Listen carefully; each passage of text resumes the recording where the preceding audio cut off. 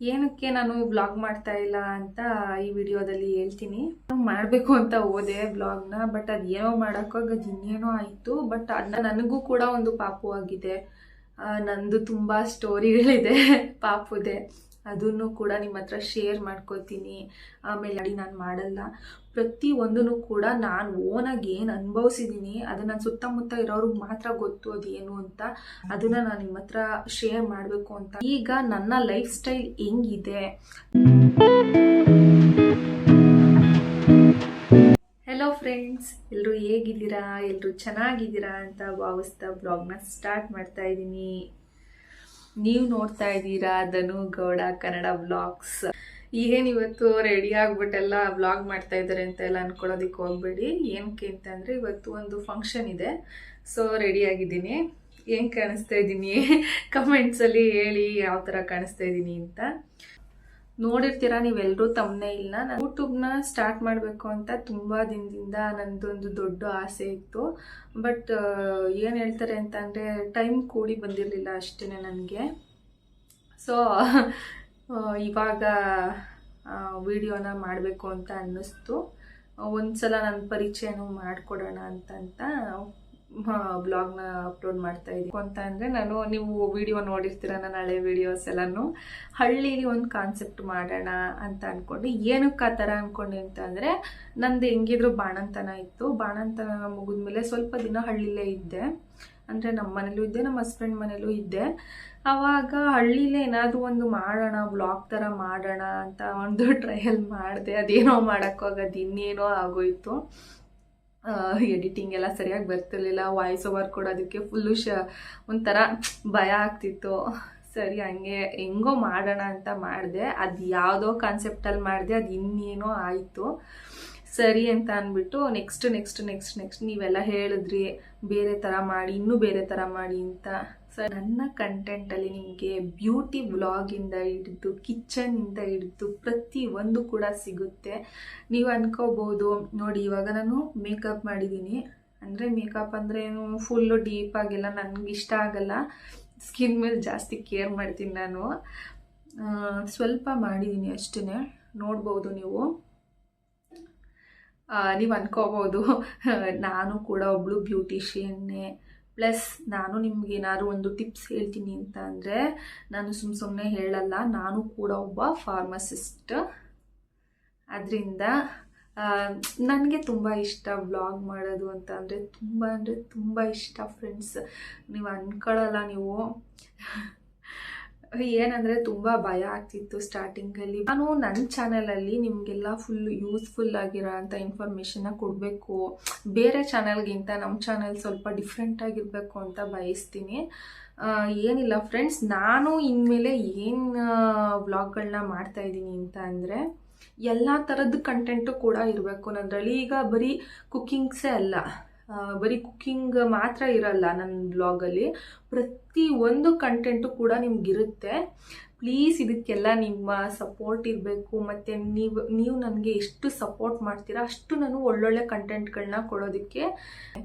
ಬಾಣಂತನ ಅಂದರೆ ನಿಮಗೆ ಎಲ್ಲರಿಗೂ ಗೊತ್ತು ಎಷ್ಟು ಇರುತ್ತೆ ಅಂತ.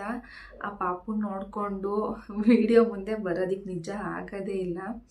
ಅವ್ರಿಗೆ ತಿನ್ನಿಸಿ ಅವ್ರಿಗೆ ಸ್ನಾನ ಮಾಡಿಸಿ ಅವ್ರನ್ನ ನೋಡ್ಕೊಳ್ಳೋ ಅಷ್ಟರಲ್ಲಿ ನಾವು ನಮ್ಮ ಮೇಲೆ ಕೇರ್ ಮಾಡೋದೇ ಬಿಟ್ಬಿಟ್ಟಿರ್ತೀವಿ ನಾವು. ಹಂಗಾಗಿ ನಾನು ಬ್ಲಾಗ್ನ ಮಾಡೋದಕ್ಕೆ ಆಗ್ತಿರ್ಲಿಲ್ಲ.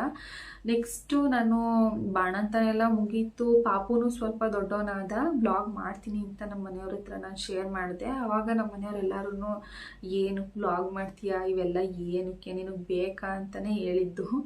ಆದರೂ ನಂಗೆ ತುಂಬ ಇಷ್ಟ ಆಯಿತು. ಎಷ್ಟೋ ವರ್ಷದಿಂದ ನಾನು ಅನ್ಕೋತಾ ಇದ್ದೆ ನಾನು ಕೂಡ ಒಂದು ವ್ಲಾಗ್ಗಳನ್ನೆಲ್ಲ ಮಾಡಬೇಕು, ತುಂಬ ವಿಷಯಗಳಿರುತ್ತೆ ಅದನ್ನೆಲ್ಲ ಶೇರ್ ಮಾಡ್ಕೋಬೇಕು ನಿಮ್ಮ ಹತ್ರ ಅಂತ ಎಲ್ಲ ತುಂಬ ಆಸೆ ಇತ್ತು.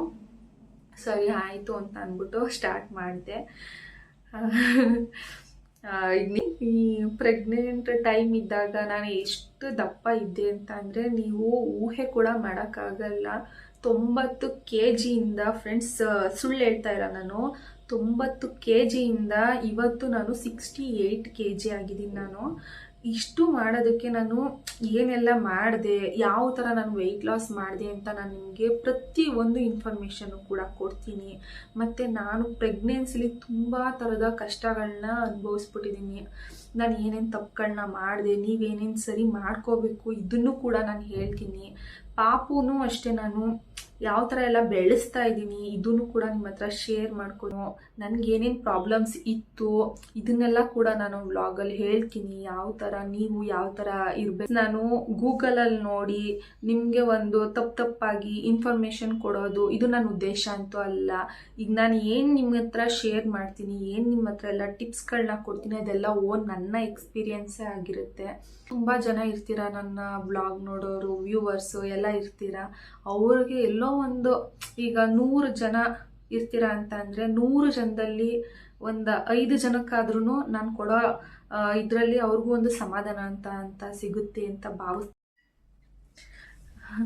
ಫ್ರೆಂಡ್ಸ್, ಪ್ರತಿ ಒಂದು ಸಲನೂ ಕೂಡ ಅನ್ಕೋತೀನಿ ನಾನು ವ್ಲಾಗ್ ಮಾಡಬೇಕು, ಏನಾದರೂ ನಿಮಗೆ ಇನ್ಫಾರ್ಮೇಟಿವ್ ಆಗಿರೋ ಅಂಥದ್ದನ್ನ ಹೇಳ್ಬೇಕು ಅಂತ.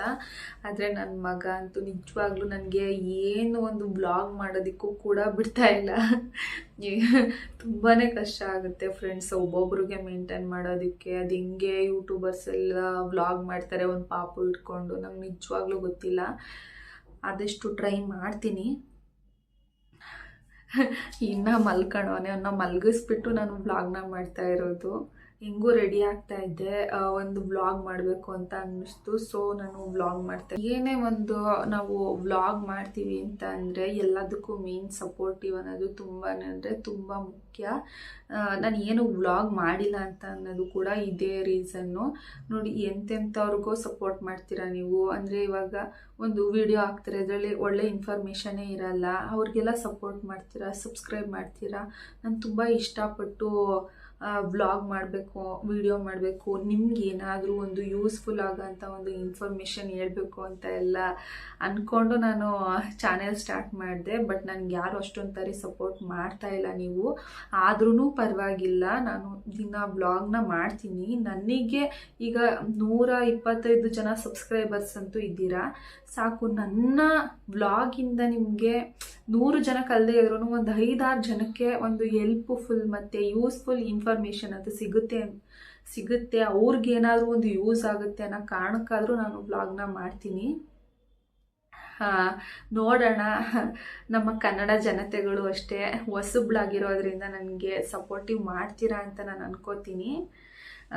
ಹೋಪ್ ನಿಮಗೆಲ್ಲ ಈ ವಿಡಿಯೋ ಇಷ್ಟ ಆಗಿರುತ್ತೆ ಅಂತ ಅನ್ಕೋತೀನಿ. ವ್ಲಾಗಲ್ಲಿ ಇಷ್ಟ ಆಗಿದ್ದರೆ ಕಮೆಂಟ್ಸ್ ಮಾಡಿ, ಲೈಕ್ ಮಾಡಿ, ಶೇರ್ ಮಾಡಿ, ಸಬ್ಸ್ಕ್ರೈಬ್ ಮಾಡಿ ಫ್ರೆಂಡ್ಸ್. ನಿಮ್ಮ ಸಪೋರ್ಟ್ ನನಗೆ ತುಂಬಾ ಮುಖ್ಯ.